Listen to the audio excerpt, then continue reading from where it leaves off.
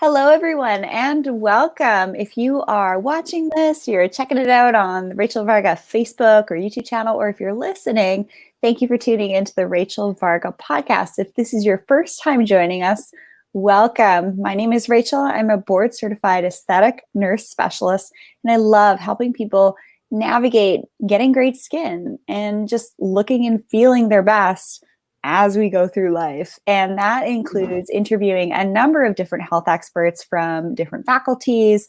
As you guys may have already learned through listening on the podcast, I do interview some of the biggest health and wellness icons out there. So Abby and I had the chance of meeting. Abby, you heard me on an interview and reached out. I was able to offer a consultation for you. We talked about your skin and everything. And you also have your own podcast as well, the Eczema podcast. So welcome. Thank you so much for joining us today. And thank you so much for having me today, Rachel. It's such a pleasure to be on with you. Yeah, so we are going to be diving into basically everything eczema. So tell us about eczema.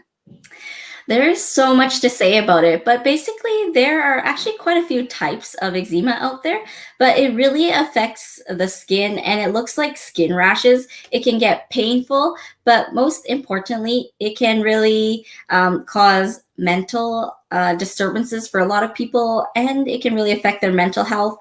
The hardest thing is that the rashes can be everywhere. It can be on the face, on the neck, on the in the creases of the arm, on the legs, and it can really range from mild to severe. So everyone has, different type of eczema, and it can really range in severity as well.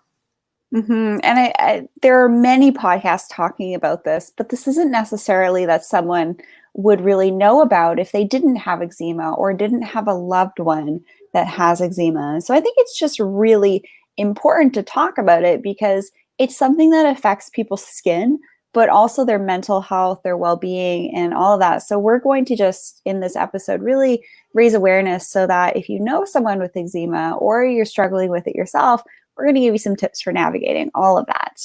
So how do you manage your eczema, Abby? That's a great question. So I would say that it's kind of like a multifaceted approach. I really manage it in different ways. So number one, diet, just making sure I have a really clean diet. I remove a lot of the junk and processed foods, and I'm really eating a lot of whole foods. So that can include a lot of greens, vegetables, fruits, healthy grains. And yeah, just really removing a lot of sugary foods as well, anything that could particularly flare up the skin.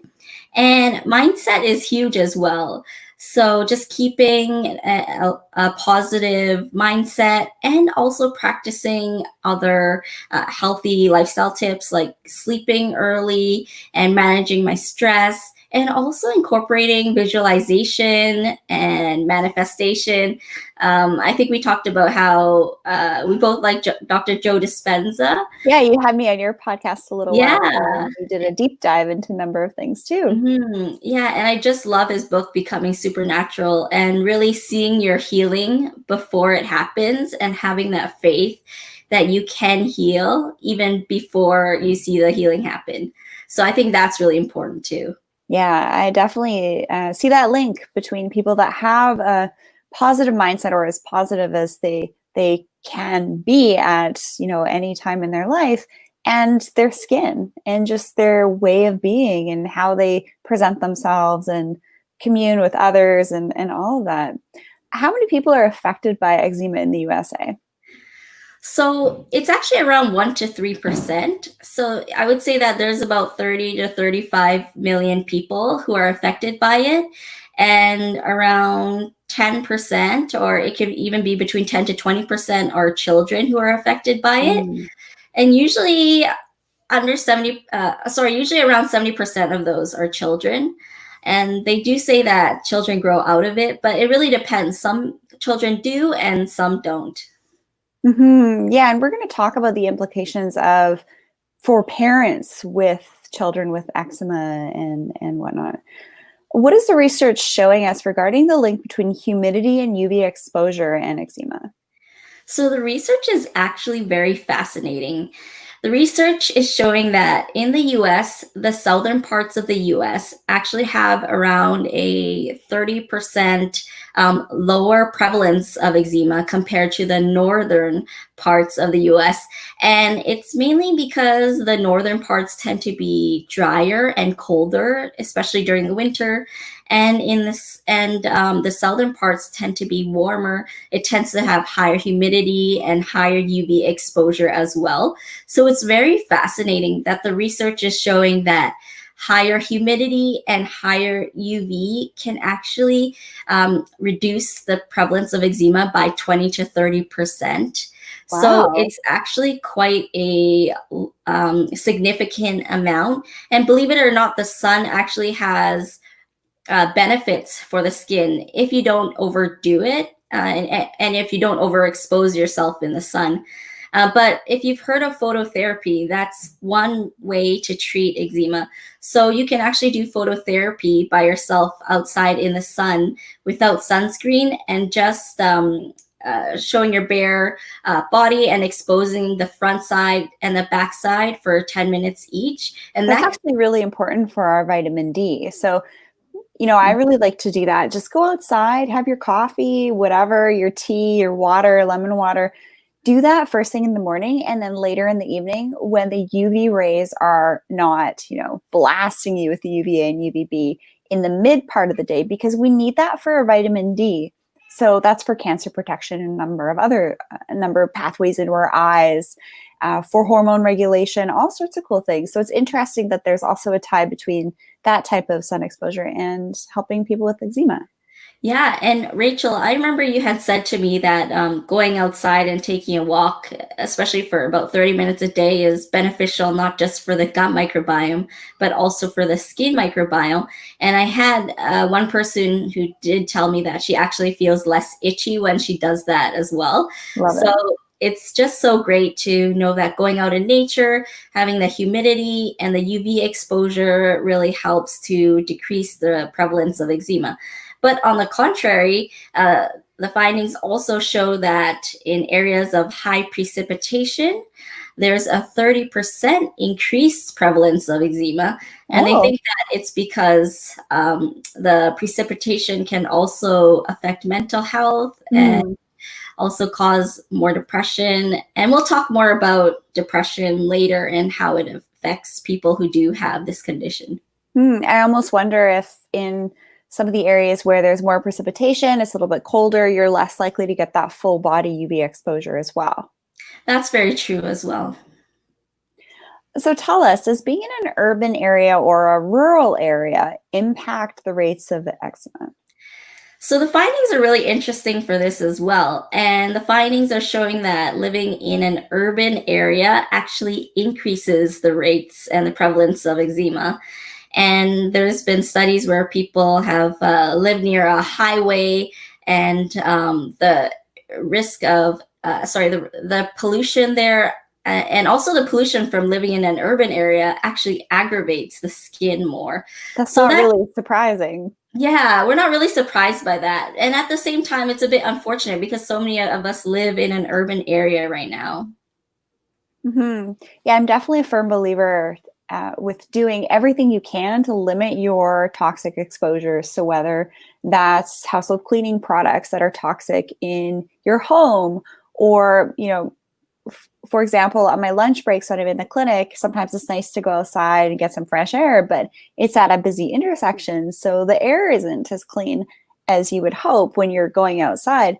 And all of this is really important. And I feel like our environment it's getting more toxic than ever. I think while everything was closed down, nature sort of had a chance to rebalance itself in a way. But I feel like we're kind of going back there again. And I think it's just really important for us to remember to get ourselves outside, to get ourselves into clean air, get near trees, because newsflash, you're going to get better oxygenation. You're going to feel a heck of a lot better. Not to mention because we're wearing masks all the time now. I know for myself, when I'm wearing a mask and I have to talk, and I actually notice my O2 sats go down. I don't feel as good. And it's really, air is critical. Air is free. you just have to sometimes take a little bit of extra time to get somewhere where you're going to get exposure to clean air, do that deep breathing. That's really, really quite key. And just so you guys know, there's a number of people that continue to hop on and off here on this live call. This is a live call with live Q&A. So if you'd like to ask Abby and I questions about eczema and other things, just leave it in the comment section and we'll get to your questions through this call. Rachel, I also wanted to add something about the UV exposure. Okay. And in my podcast, I do interview a lot of dermatologists and also the integrative dermatologists as well. Mm-hmm. And the fascinating thing is they do so much research. And so one of the dermatologists actually told me that he believes that children these days are getting eczema because they're not getting enough UV exposure. Oh. And I actually scanned through a lot of research papers, and there's actually been a pattern that's developed where several studies have shown that there's been lower rates of eczema when babies are born and in spring and summer compared to fall and winter. So there is a bit of a discrepancy, and it's not crazy huge, but you can notice the pattern that's been replicated in several studies. So it's funny, someone told me that they were actually trying to time their pregnancy and their birth so that their baby would be born in spring and summer. That's actually something that intuitively I want to do also, because if you think about it, you have this newborn and you're going to be able to go outside a little bit more with them, go out for walks. So healthier mommy, healthier baby. And we see this a lot with wildlife. We see the deer having their beautiful little fawns with their spots. They're everywhere here right now. And baby bunnies, that all happens in the springtime as well. I think that's really fascinating. Yeah, it's so fascinating just how weather and nature and being outside really impacts our health. Mm-hmm. I had a feeling that there would be some type of connection with that. So for me, as a mother to be in a couple of years, that's definitely something that was on my radar, was to actually intentionally plan for a summer baby as well. Isn't that? Yeah, but it just makes sense, right? You're able to be outside a little bit more. The weather's nicer. You be outside. So that's kind of neat to see that link in the research between newborn UV exposure and also for the mom as well, because they're going to be breastfeeding. They're probably going to be in a healthier mindset as well, and lower rates of eczema. Yeah, it's huge. Very interesting findings. So speaking of mother-to-be and babies and all of that, how does eczema impact the parent of a child with eczema? So parents of who have children with eczema usually go through a lot of mom guilt and just a lot of guilt for feeling like they're not doing things right. And a lot of parents beat themselves up for not feeling like they have the answers. And there's actually a study that shows that eczema is the #1 condition after cancer that causes the most stress in parents. So it causes the most stress in parents, even more than children with other conditions like cystic fibrosis or diabetes or deafness. And eczema is the #1 cause. So you can see how much it affects parents. And one reason that might be the case is because you can actually see their wounds. You can see scratching, you can see them feel so helpless. And it's just hard to go through it in general. Even myself going through it, it's hard in general, but seeing a child go through it and being so helpless, it's even harder sometimes. Mm-hmm. We just had a question from Chantel Ray Finch. She has the Waste Away podcast and is a great resource in her own right. So she asked, what is the best remedy for eczema? What can parents do for their kids, and what can people do for themselves? Yeah, actually, Rachel, we were going to talk about root cause testing. Was that one of the questions that was coming up? Because It sure was. I just wanted to make sure that we got to one of the live questions there. Sure. Yeah. So Remedy is really tied into what we're going to talk about soon about finding the root cause. But there's really several different there's different ways of treating it. But one thing that we're discovering is that there can be 15 to 20 different root causes.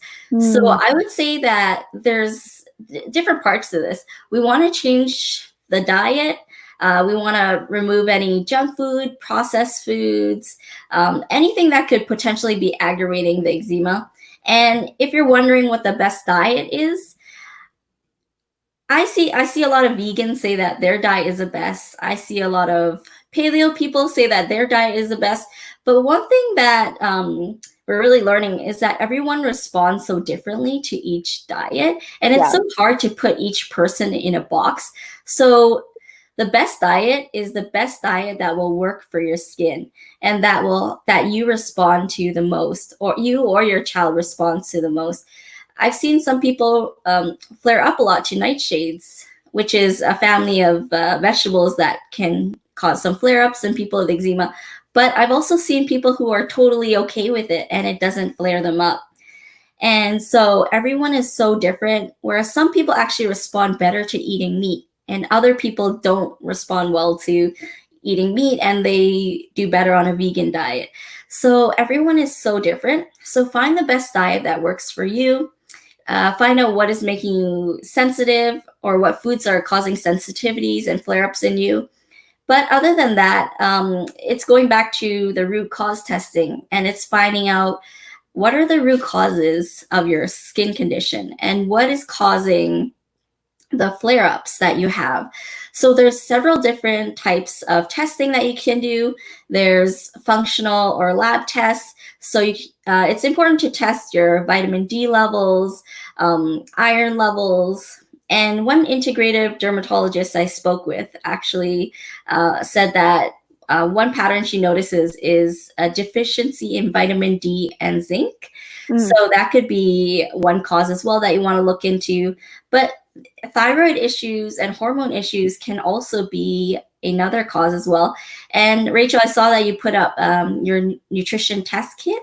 Yeah, this is a great option. Just as you were talking about, not every diet is good for everyone. And we always hear about these fad diets that are coming up. This influencer's talking about this, that, the other thing. Just because someone says it works for them, or it's become highly popularized and there's a lot of research, actually what really matters is if that specific way of living and eating is actually going to support your genetics and your physiology.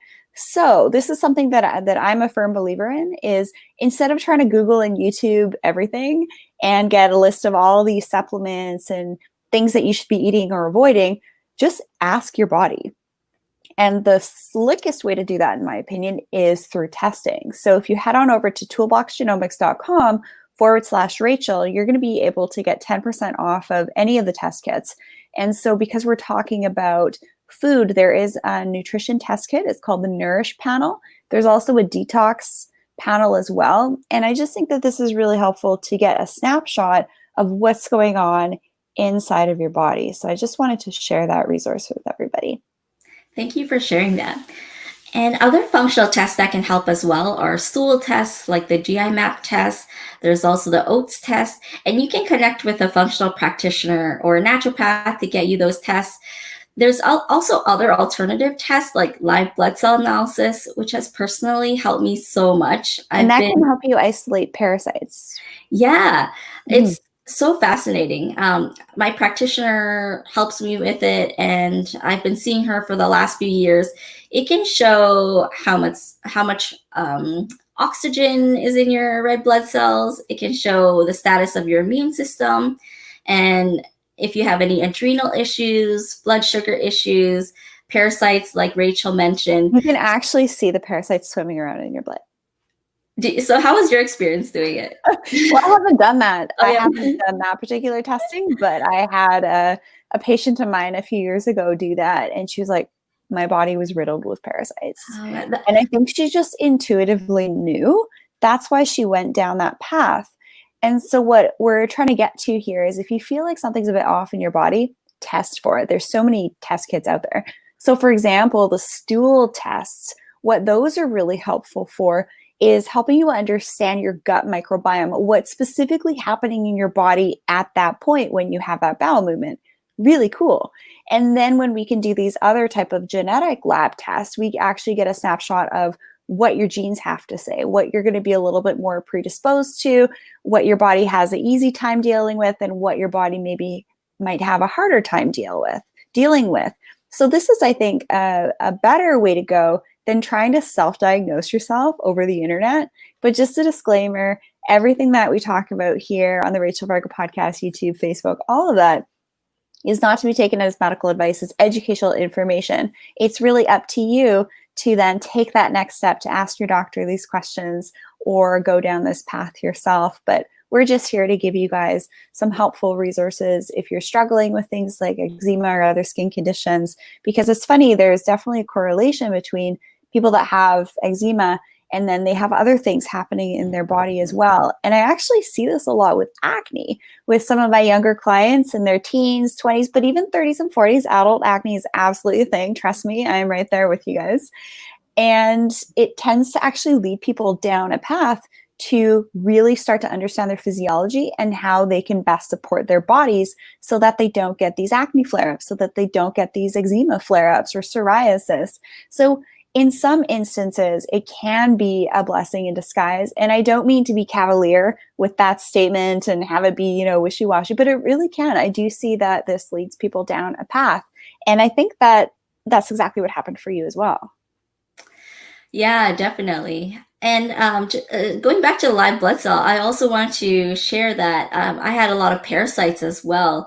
And so you're right, I can see it swimming in the under the microscope. And also you can see heavy metals, which is really interesting. And also another method that has helped me a lot is actually muscle testing, which is also known as applied kinesiology.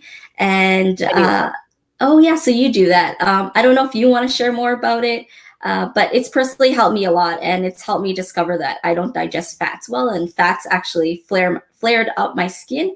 I've healed a lot, so I can tolerate fats more, but it was just a really helpful part of the healing journey. Yeah. So fun fact here, I see someone locally, Dr. Fiona Shamus. She's incredible. I just show up, she just works her magic, and she does muscle testing. So I'm lying on the bed and I have my arm up, and then she asks me questions, and then she'll even place different supplements on my body and see what my muscle reaction is like. So that's another form of muscle testing. But the funny thing is, the supplements that she had determined would be helpful for me through that type of kinesiology testing was also validated by my recent genetic test for my nutrition and detox pathways. So I thought that was fascinating. That's amazing. Mm-hmm. And I think that's one thing that, in a way, some functional practitioners who don't practice muscle testing, I find that a lot of supplements that can be helpful sometimes turn out to actually not be helpful. Yeah.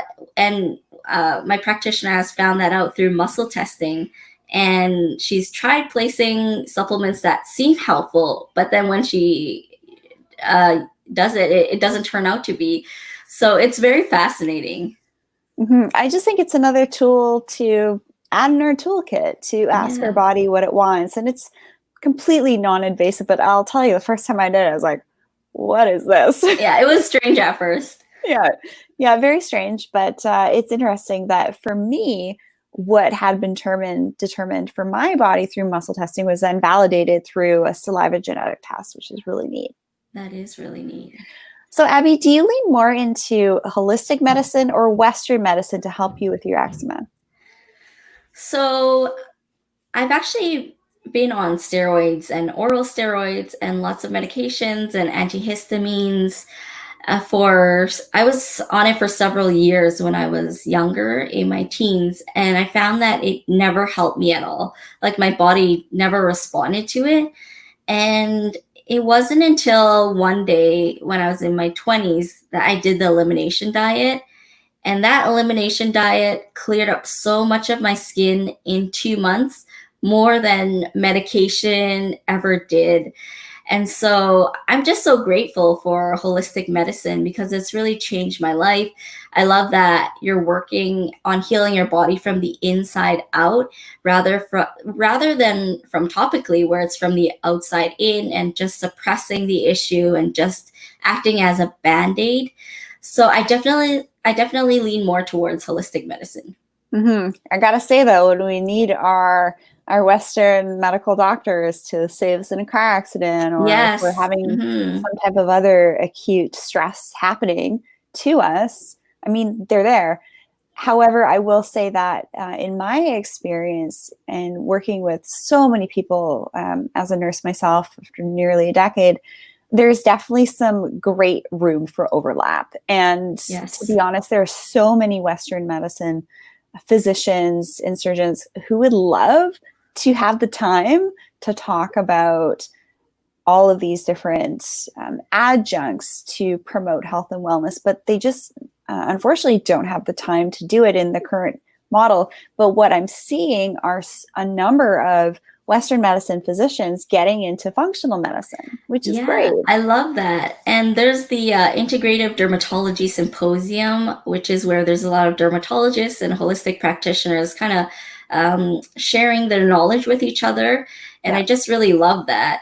And there was actually that's where the future of health is going. yeah, I love It's it. really understanding that it's not a one size fits all. It's really how can we collaborate? How can we pull the latest research? How can we not let big pharma get in the way? And how can we help people? I really feel like there's so many people that resonate with that. I actually had a primary care physician reach out to me, and he told me that he started listening to the podcast, Love it. and he started listening to it because he wanted to find natural remedies to help his patient get better. Oh, And I was just so impressed that he didn't turn to steroids or the usual medications that doctors usually turn to. And he said that he's more for natural medication, natural remedies, and he wanted to see if that would work for his patient. yeah, that's great. And unfortunately, MDs will sometimes get flack for that, which Yeah. is too bad.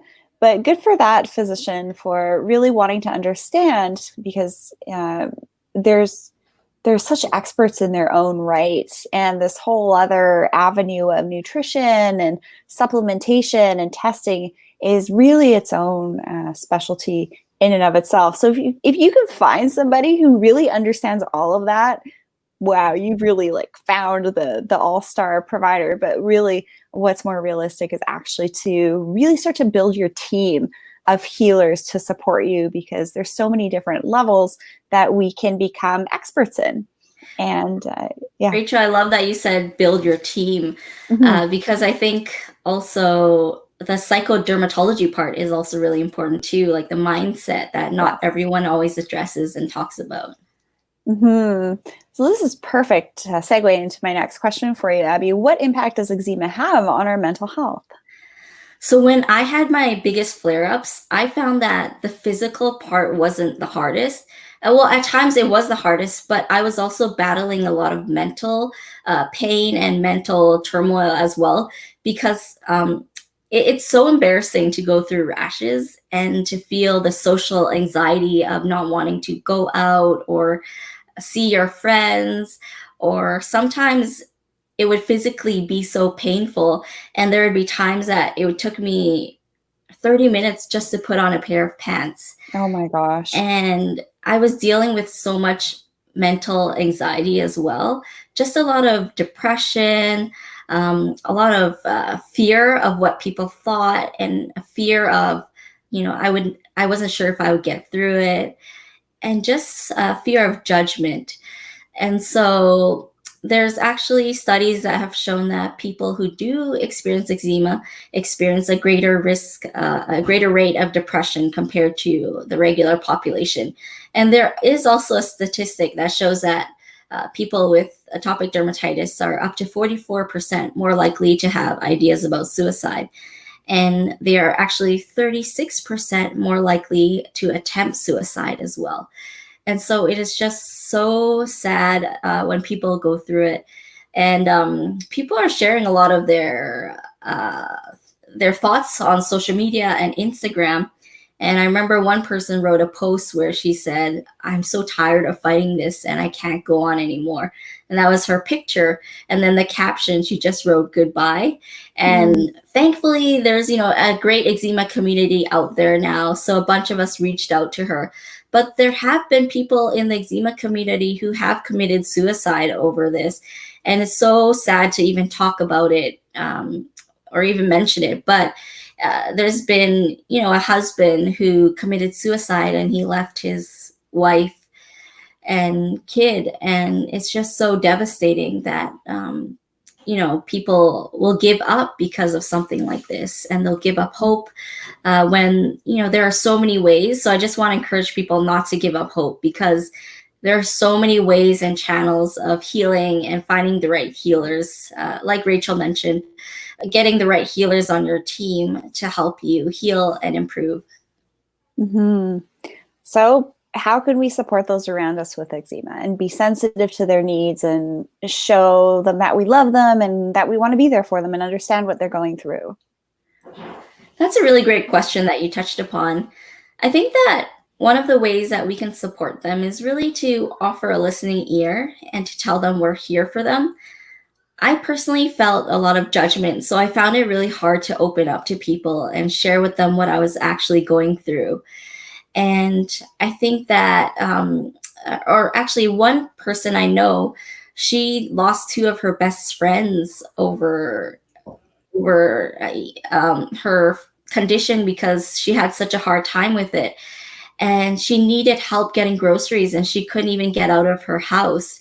So I think sometimes just offering acts of service, whether it's buying someone groceries or asking if there's anything we can help them with. There was a point when, after I gave birth, I flared up so much that my husband was taking care of most of the chores. And even washing dishes was so hard for me. And I couldn't help him with a lot of the chores. And I remember I had one client, she couldn't even reach the top shelf to get a mug because it was too painful for her. And so I remember my husband just said, maybe one thing you can do is just to put the dishes in the dishwasher.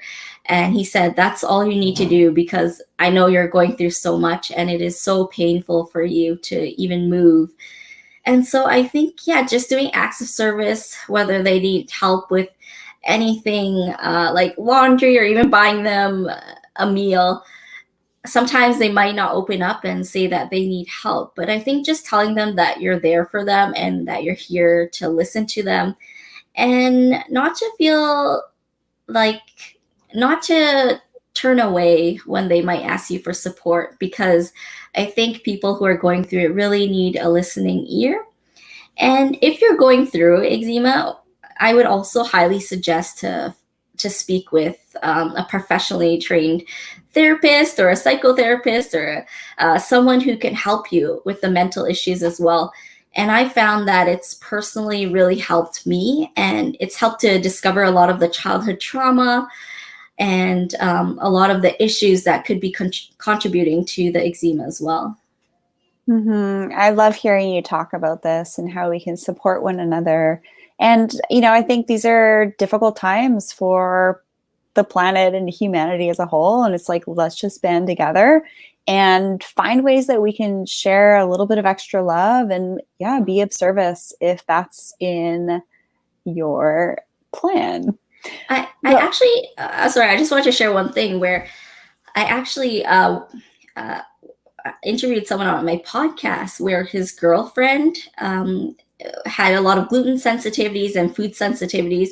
And he is a behavioral expert, so he really works on the emotions. And so they addressed a lot of the childhood trauma and rejection. And she actually opened up a gluten-free cafe because she was intolerant to gluten. But they addressed so much of the childhood trauma that they actually reversed her sensitivities. They reversed her gluten intolerance, and she could actually tolerate gluten. But when she's in a bad place and she's feeling the stress again, then sometimes her tolerance can come back. But it's just so interesting how touching on those areas of childhood trauma, stress and rejection can really help to heal the body. And make it in a place where it can heal and reverse those flare-ups. Well, if you know anything about Dr. Joe Dispenza, emotions is basically energy in motion. And when we have traumas and things kind of get a little bit stuck in our body and we don't deal with, the shadow sides of things or traumas, that's what can happen is we can get physical manifestations, mental manifestations of things. So Abby, where can people find you? You can find me on social media. I'm on Facebook, YouTube, Instagram, TikTok as well. I am at Eczema Conquerors on all of those. You can also visit my website, eczemaconquerors.com. I also have a free Facebook group that you can join if you need more support or you just need to vent and find other people who are going through the same thing that you're going through. And it's just eczema support group for the Eczema Podcast and Eczema Conquerors. You can also check out my podcasts, the Eczema Podcast on iTunes, Spotify, or wherever you get your usual podcasts fix. Amazing. And you interviewed me on your show as well. And yes, it was so good having you on, and our audience will definitely learn so much from you. Great. Well, thank you so much for joining us today. And thanks everyone who hopped on and joined us live here on Facebook, YouTube, and listening on the Rachel Varga podcast.